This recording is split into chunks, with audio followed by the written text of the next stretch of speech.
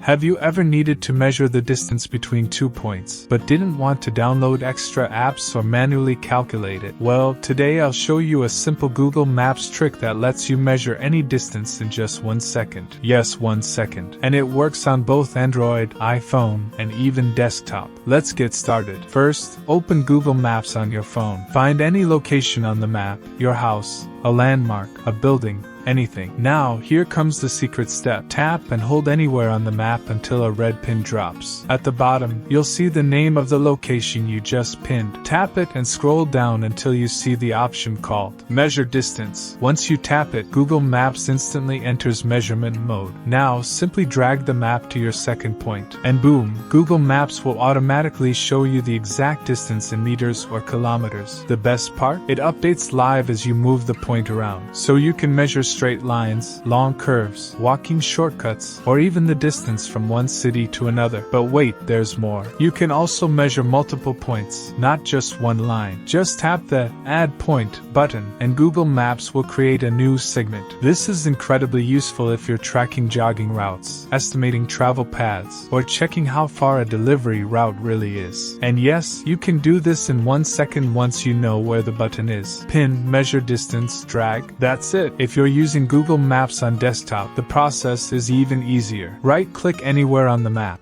select Measure Distance, and click on your second point. Done. This feature is perfect for planning trips, checking hiking trails, measuring land size, or even just satisfying your curiosity about how far something really is. Most people don't know this feature exists, but once you try it, you'll wonder how you lived without it. So the next time you're navigating, planning, or exploring, remember this 1 second Google Maps trick. It saves time, it's accurate, and best of all, it's completely free. Thanks for watching. If you enjoyed this tutorial, make sure to like the video, subscribe for more quick tech tips, and drop a comment if you want to learn more hidden features inside Google Maps.